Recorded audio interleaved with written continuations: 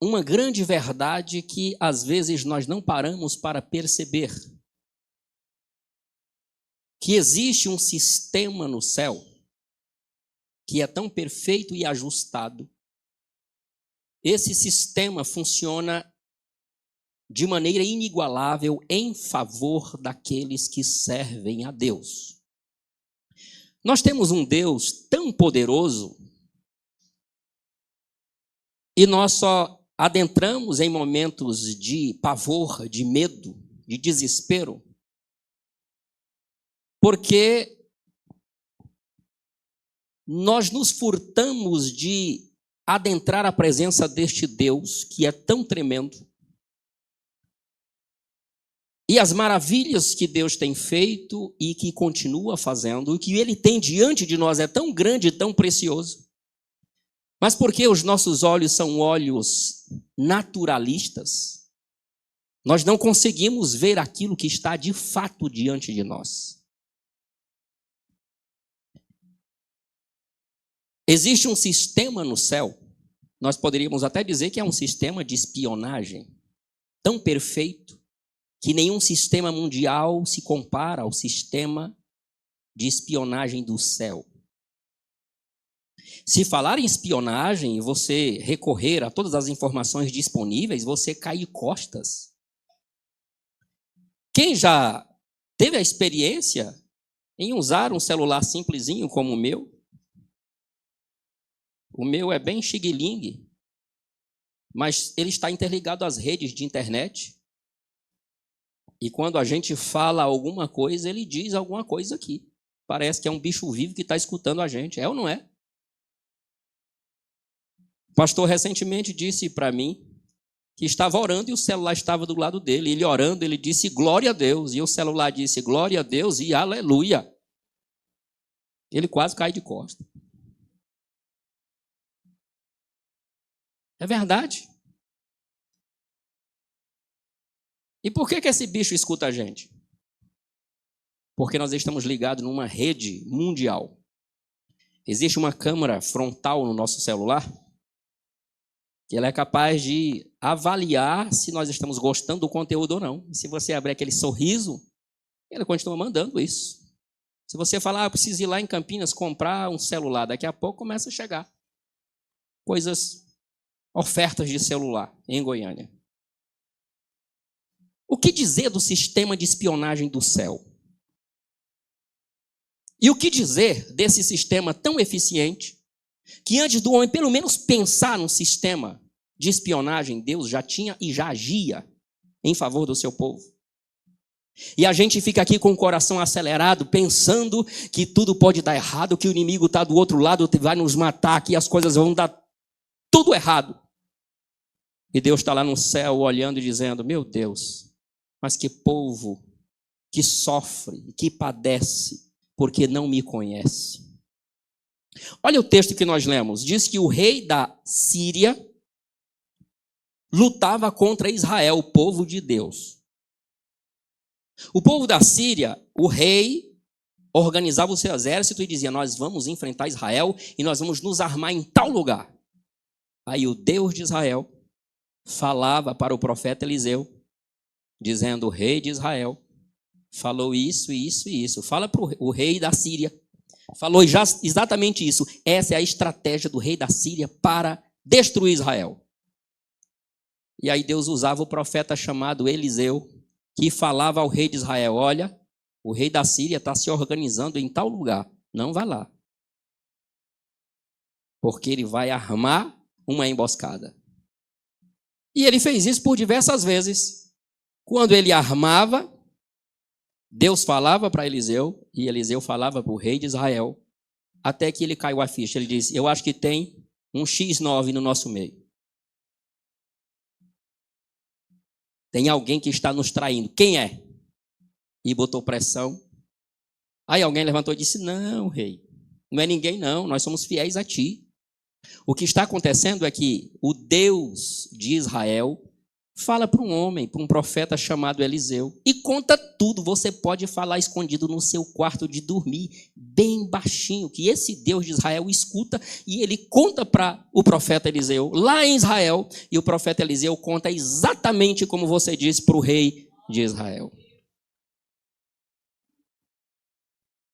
Até que ele pegou e disse assim, bom, então vamos fazer o seguinte, nós vamos nos organizar, e nós vamos enfrentar mesmo assim.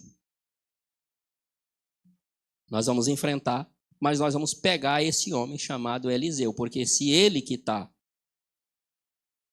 com a língua nos dentes, nós vamos pegar ele que é o problema. Só que Deus pegou e falou para ele também. E ele tinha um moço chamado Geazi, que andava com ele. E quando eles se organizaram para pegar o profeta, chegou um grande exército.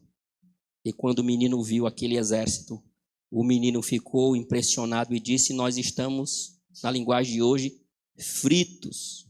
Olha esse grande exército que vieram e rodearam o lugar onde eles estavam. Não tinha como sair.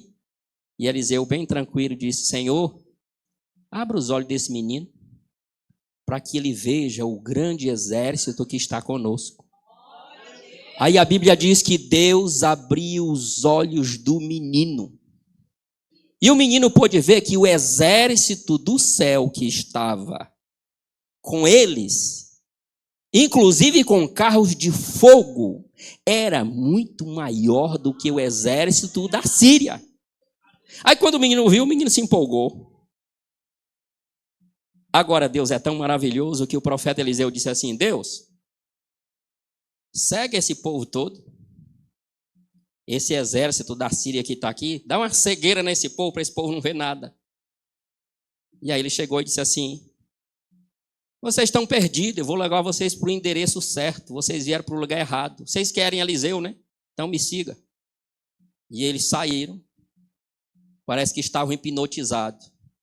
E o profeta levou eles exatamente para o meio da cidade de Samaria, onde estava o rei de Israel e o exército de Israel.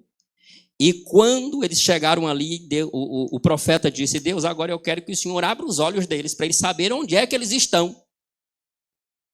Quando eles abriram os olhos, eles se viram apertados, porque eles estavam exatamente no centro da cidade, diante do rei de Israel, diante do exército de Israel, e era só o rei fazer assim, que eles destruíam aquele exército da Síria. Você já se viu diante de um pitbull? De dois, um na frente e um atrás. Se você for para trás, o de trás lhe pega. Se você for para frente, da frente lhe pega. Era mais ou menos assim. Aí o rei olhou para ele e disse assim, Eliseu, olha só quando o homem de Deus tem contato com o céu, até o rei se prostra diante dele e pergunta, e agora o que eu faço? A gente destrói esse exército? Ele disse, não destrua esse povo não, dê comida para eles. A Bíblia diz que o rei fez um grande banquete. Um grande banquete. E aquele povo comeram e se despediram dele. Vão-se embora, nós não queremos matar vocês, não queremos inimizade com vocês. E a Bíblia diz que eles foram, e por um período longo de tempo, nunca mais houve guerra entre Israel e a Síria. Ponto final com relação à história, mas eu quero trabalhar lições. Quando você observa isso, você começa a entender que no céu existe um sistema de espionagem a favor do crente. Quem pode dizer amém? Esse sistema de espionagem do céu, ele está a favor daqueles que creem no poder do Deus, o Senhor dos exércitos. Ainda que você não veja com seus olhos espirituais, onde a sua visão humana termina a sua vista, começa a sua visão. Tem crente que não sabe disso. Ele olha com o olho humano, ele acha que ele está vendo coisa do céu. Não, meu irmão. Quando a nossa visão humana se encerra, que você não vê mais, dali para frente é que começa a sua visão. E a Bíblia nos registra aqui, bem antes disso, ainda nos dias de Josué, quando ia adentrar a terra prometida, nos dias de Moisés, por ordem de Deus, estabeleceu 12 espias para entrar numa terra onde eles iam depois atacar, Jericó.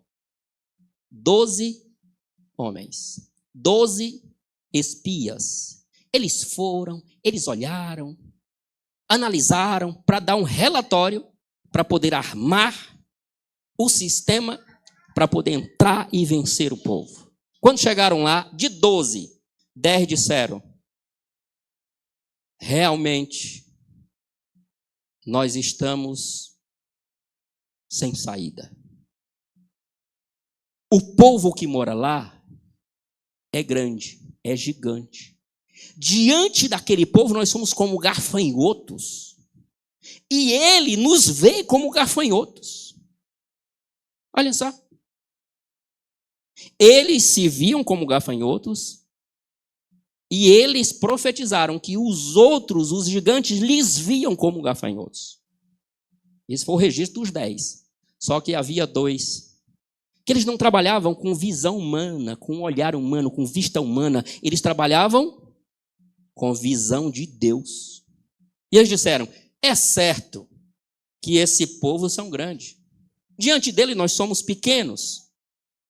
Mas nós temos um Deus que é maior do que aqueles gigantes. E que ele nos dará a estratégia certa para nós vencermos entrarmos na cidade, vencermos os gigantes e nos apropriarmos daquilo que Deus nos prometeu. Quando a gente vê isso, a gente lembra do Salmo 139. Davi, um rei, invicto, nunca perdeu uma guerra, amado de Deus, homem segundo o coração de Deus. Mas ele sabia que mesmo sendo um homem de guerra, ele só não perdia as batalhas porque Deus dizia: vai, Davi. Ou então Deus dizia: Davi, não vai. Olha que estratégia maravilhosa. Sabe, tem crente que se precipita todo, se perde, faz tudo errado, só anda quebrando a cara, porque ele não pergunta. O chefe da espionagem celestial que conhece tudo, antes de fazer qualquer coisa: papai, tu está vendo tudo, tu sabe o que está sendo tramado, tu conhece tudo. Então me diga se eu posso ir ou não. Certamente ele lhe dirá. Se você for, ele lhe dirá a estratégia. Salmo 139, Davi disse: para onde me fugirei do teu espírito? Se eu for ao céu, aí tu estás. Se eu descer às profundezas do abismo, ali os teus olhos me veem. Se eu fizer a minha casa entre os mortos, ali o Senhor me contempla. Se eu descer ao inferno, ali os teus olhos me veem. E aí ele faz uma oração linda: Senhor, sonda-me. Jeremias capítulo 17, versículo 9. Enganoso é o coração do homem, quem o conhecerá? Aí Deus brada dizendo: eu, Senhor, eu perscruto a natureza, o coração do homem. Eu sei quais são as intenções do homem. Quando você vai para Atos capítulo 5, você vê 2 crentes, um casal, um homem e uma mulher, que eram crentes da igreja primitiva, chamado Ananias e Safira. Eles viram Barnabé vender uma fazenda toda, e a Barnabé estava nem aí com fazenda, ele queria era Deus, ele vendo a obra de Deus crescer, e ele falou: eu vou investir no reino de Deus. Vendeu a fazenda toda e disse: está aqui os apóstolos, vocês abençoem esse povo. A igreja cresceu com 3.000 almas, de repente mais 4.000 almas, já tinha passado de 10.000 almas, a igreja crescendo, e não tinha lugar para o povo congregar, tinha tanta gente passando fome, uma crise, o Império Romano massacrando o povo. E ele fez isso, e aí todo mundo olhou e disse: ô homem de fé, eu vou fazer do mesmo jeito. Aí um fazia, o outro fazia, e Ananias e Safira: vamos vender a nossa terra e vamos dar também? Vamos. Aí fizeram isso. Só que eles não deram tudo. E o problema não era dar tudo, ou dar metade, ou dar uma parte, não. O problema é que eles queriam mostrar que deram tudo, reter uma parte, e chegaram lá e disseram. Chegou o irmão Ananias: pastor Pedro, eu vou entregar aqui, vendemos a nossa fazenda, eu estou entregando todo o dinheiro. O sistema de espionagem do céu fez contato com Pedro, e Pedro olhou e disse assim: por que tu mentes ao Espírito Santo? Porque tu mentiste contra o Espírito Santo, tu vais morrer. Imediatamente ele foi apanhado e levado para ser enterrado. Daqui a pouco chega a irmã Safira, de repente olhou no relógio e disse: Ananias está demorando. Quando chega lá, Pastor Pedro não quis conversa, disse: é verdade, irmã Safira, que aquele dinheiro que o teu marido trouxe aqui corresponde todo o valor do bem que vocês venderam? Ela disse: é verdade. Porque tu confirmas a mentira do teu marido. Os pés que levaram o teu marido ao sepulcro levarão os teus. E ela caiu imediatamente. Irmãos, existe um sistema perfeito no céu. O Deus que nós servimos, ele vê tudo. Não há como fugir. Por mais que a gente queira ajustar as coisas, existe um sistema que vê tudo. O mais interessante é que existe alguns espiões que eles são das trevas, porque assim como Deus tem um sistema perfeito no céu, o diabo tem um sistema eficiente. Não é perfeito, mas é eficiente. E existem espiões das trevas que vêm lutar contra a igreja do Senhor. E esses espiões entram nas casas dos crentes e eles chegam disfarçados, como se fosse até algo interessante para agregar valor à família cristã. E ele não chega com cara de demônio, ele não chega espantando o crente, ele chega dizendo que ele é útil para a vida e para a família do crente. E ele chega através de ferramentas que a gente utiliza e vê como algo muito simples. Nós temos uma ferramenta hoje muito boa, porém muito perigosa na mão de quem não sabe usar. E existe um pecado secreto que rondeia o meio do povo que se diz povo de Deus. E é uma doença quase que incurável, porque quem tem essa doença não abre a boca para dizer que tem. A pornografia adentrou nos lares cristãos e nós podemos dizer que é um sistema de espionagem do inferno. Que o camarada se vicia, e eu abro um parênteses aqui para dizer que o vício da pornografia, ele é tão terrível que ele pode levar você a ser tão dependente tanto quanto o vício do crack. Isso é provado cientificamente. Você se torna dependente porque o cérebro trabalha num sistema de recompensa. A dopamina é produzida e toda vez que você se depara com aquilo, você tem necessidade de rever e com uma intensidade muito maior, com vídeos muito mais intensos, para que você sinta aquilo que você sentiu anteriormente. De modo que é algo que quem tem esse mal não abre o bico e vive patinando, dizendo: oh, Jesus me liberta, oh, Jesus me liberta. Mas ele nunca confessa e ele nunca deixa. E a Bíblia diz que aquele que confessa e deixa é que alcança misericórdia. Quem se lembra de Lázaro que Jesus ressuscitou com 4 dias de morto? Quantas vezes Jesus parou na casa de Lázaro, de Maria, de Marta? E a Bíblia diz que Lázaro morreu de uma doença. E eu fiquei me perguntando, quantas vezes Lázaro comeu olhando para Jesus e nunca falou dessa doença?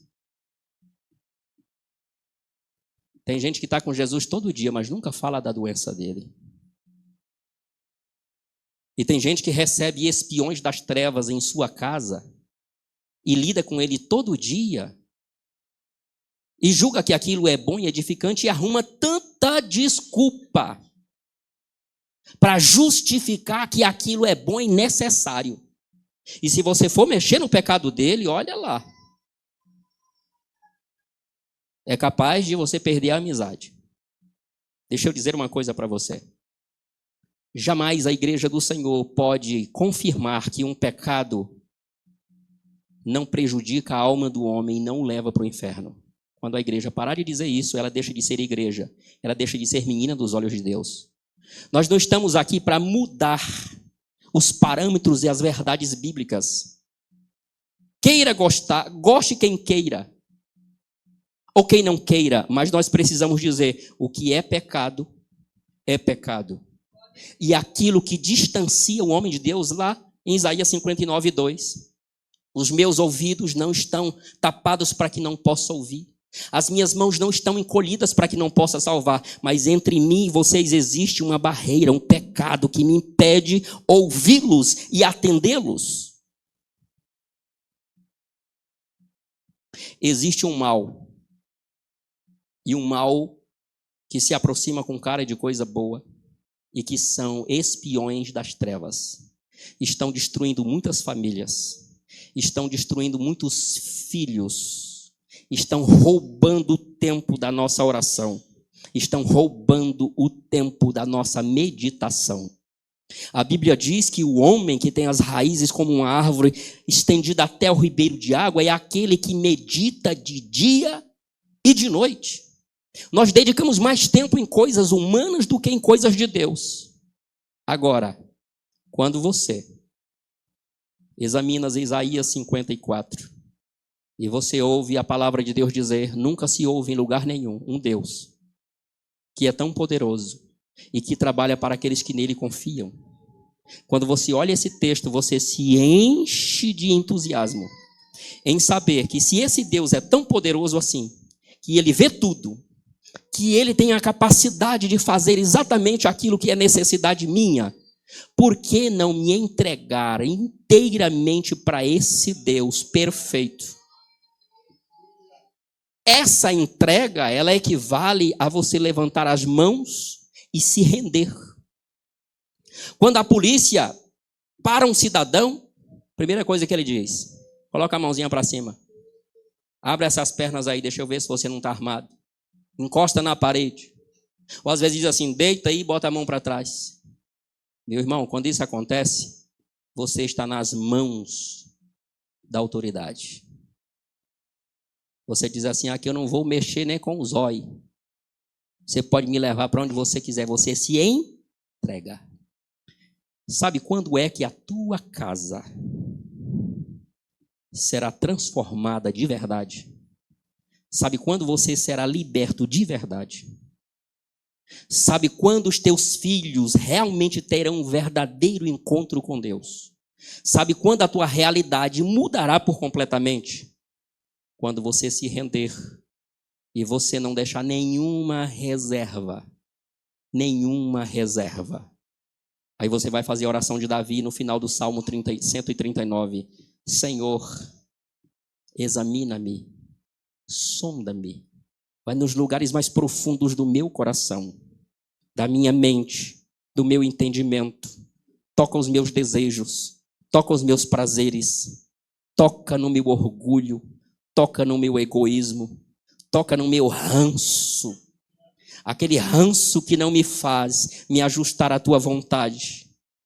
Toca na minha vaidade. Aquilo que me faz empinar o nariz e querer ser maior que o outro. Toca na minha insensibilidade, na minha ingratidão. Quando você reconhece que você tem um Deus que tudo vê, e você se entrega sem reserva, não existe uma família que não é incendiada pelo poder do Espírito Santo. Quando você vê isso, você se espanta, porque quando isto acontece, você se comporta como uma criança. Eu me recordo de um tempo muito próximo, eu ainda era criança,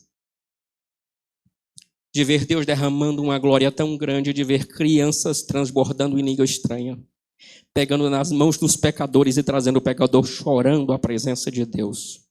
Crianças que mal sabia falar, sendo usada pelo poder do Espírito Santo para profetizar na cabeça de pastores, de pregadores, e homens grandes se curvar diante da autoridade de Deus. Porque Deus só faz isso quando a igreja se entrega sem reservas. Enquanto existir espiões das trevas na tua casa, disfarçado de espiões da luz, enquanto houver na tua casa alguma coisa que você guarda, mesmo sendo prejudicial à tua alma, Deus não derramará da sua glória e dos seus rios sobre a tua vida. O que mais acontece é que a gente pega algo e diz: Senhor, eu sei que não é tão certo isso, mas eu gosto tanto disso, eu vou guardar aqui, é só um pouquinho, é de vez em quando, é uma vez por ano, eu vou guardar aqui. Agora, quando você se entrega para Deus sem reserva, você diz como Paulo: eu tenho tudo por perda, tudo por perda, tudo por perda. Quando você olha para sua frente com os olhos espirituais, com uma visão, e você consegue lembrar que Deus te deu o direito de adentrar no céu. Aleluia. Eu imagino eu entrando no céu, livre do medo, livre da dor, livre da preocupação, livre desse corpo mortal, livre das opressões, da tristeza. A Bíblia diz que Ele enxugará dos nossos olhos toda lágrima. Ali não haverá mais morte, não haverá mais dor. Esse é o céu que nós aguardamos. Mas isso só existirá quando a eleita do Senhor entender que nós precisamos estar preparados como uma noiva adornada com vestes brancas, esperando o noivo. Deus está falando com alguém nesta noite. Deus não quer você na posição que você está. Deus não quer você diante de coisas que desagradam a Deus. Deus não quer você com esse posicionamento errado.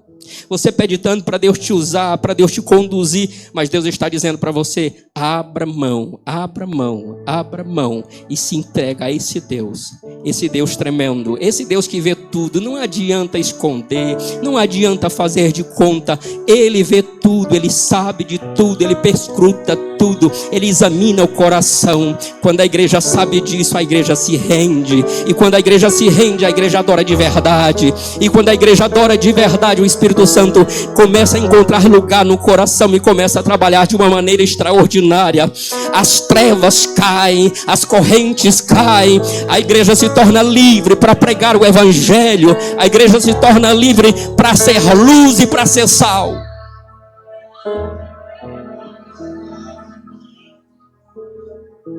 Aleluia.